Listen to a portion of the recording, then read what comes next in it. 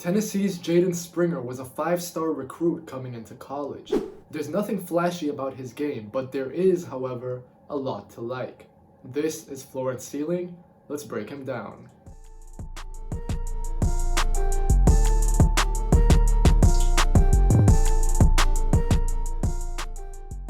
His brother was drafted by the Sixers, his cousin played for the Atlanta Hawks, and his two brothers played college basketball. Now, it's Jaden Springer's turn at Tennessee.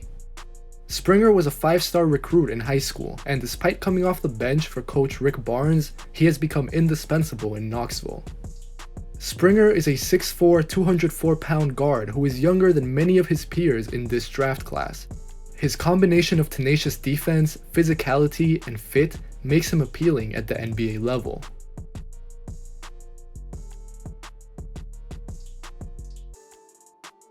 Unlike other prospects, we have to start by breaking down Springer's defense. Springer is one of the best one-on-one defensive guards in his draft class. He is a definite stopper on this end of the floor. Springer has great instincts and quick hands. Despite his stocky build, he can slide his feet really well and make big defensive plays for Tennessee. Springer makes attackers uncomfortable and seems to relish that role. As of right now, he averages over 3 steals per 100 possessions. Here, Springer picks up Missouri's Xavier Pinson full court, steals his lunch, and then takes it back up the floor for the and one. Springer is also very talented at cutting off drives from opponents. Employing the same mobility he uses to rack up steals and deflections, Springer's lateral quickness enables him to plug driving lanes. More often than not, Springer makes his man pass it off after he realizes that it's just not possible to get through him.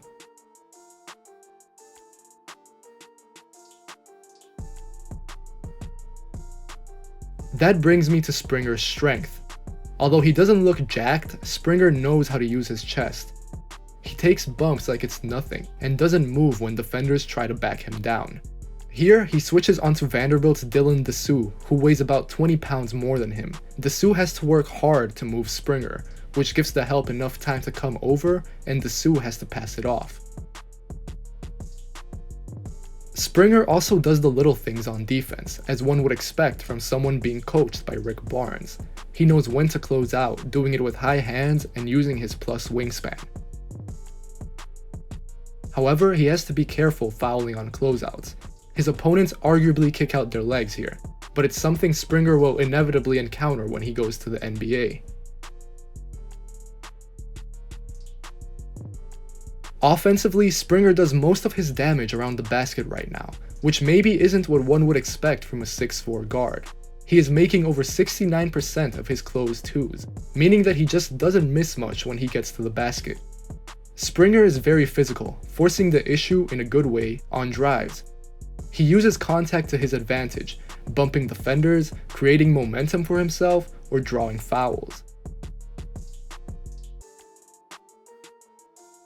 Here, Springer fakes driving left, goes behind the back, and then hangs in the air through contact to finish. Springer likes to work in the mid-range. When he gets into the paint, he is usually patient and can hit a variety of floaters, pull-ups, and fadeaways.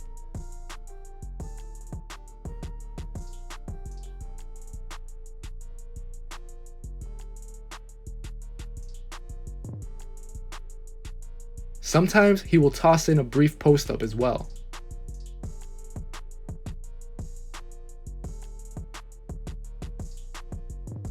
But there's a reason these types of shots are not trending in the NBA right now. They're hard to make, and you have to be really efficient to merit taking them on a regular basis. Springer isn't there yet. He has a high release point, but he still has to shoot over people most of the time, and he isn't very creative in how he gets into his shots. Springer is yet to show an advanced handle in college, and like I said earlier, he's more physical than you would expect for a 6'4" guard, but he is also less explosive and dynamic. Springer lacks burst, especially in traffic, and can run into dead ends. He does almost everything off a jump stop and needs to become more resourceful or crafty if he is always going to look to play in between.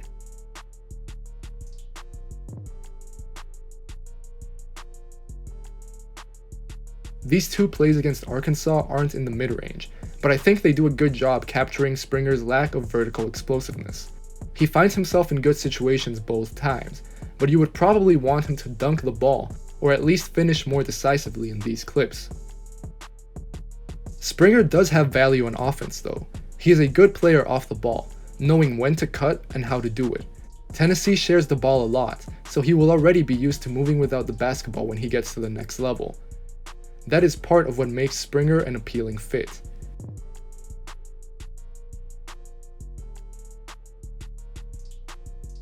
He also looks like a good spot-up shooter. I say looks because we're working with a tiny sample size, but it doesn't look like there is anything fundamentally wrong with Springer's shot, even if he doesn't have a super fast release. However, his sample size could be a lot larger. One of my main gripes with Springer's game is how often he passes up threes. Maybe you'll think I'm being a bit harsh here, but there are many times in which Springer can take a three and chooses to do something else instead. The good news is that it doesn't necessarily seem like he is hesitant to shoot from deep. Tennessee in general just doesn't shoot a lot of threes. Here, he is wide open in the corner and has ample time to get his shot off, but decides to go into his preferred mid-range. Against Arkansas, Springer is once again alone in the corner. If he was prepared to go up into a three, I think it would probably be a make, but he passes it back out. The same thing happens here. No one is really guarding Springer in this 2-3 zone that actually encourages threes, but he just passes it into the corner. Lastly, this one is a bit more complicated, but Springer's defender bites on his up fake. The ideal thing here would be for him to sidestep into a three and shoot the ball. No one player has a monopoly on Tennessee's offense. Only one player averages more than 3 assists per game, and a lot of the time, Springer is playing with other capable ball handlers. But he's shown some nice creation flashes, particularly on dump passes. Springer always attacks the paint aggressively, which opens up space that his teammates can benefit from. He can also lead fast breaks. Springer is not very fast, but he can make and execute reads in transition.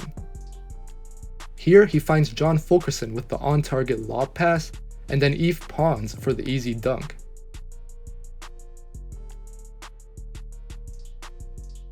Springer has also displayed some signs of more advanced reads, such as these that lead to threes. It will be interesting to watch how Springer's passing looks like outside of Tennessee, should he end up on a team that does not prioritize ball movement as much, or plays with fewer adept ball handlers.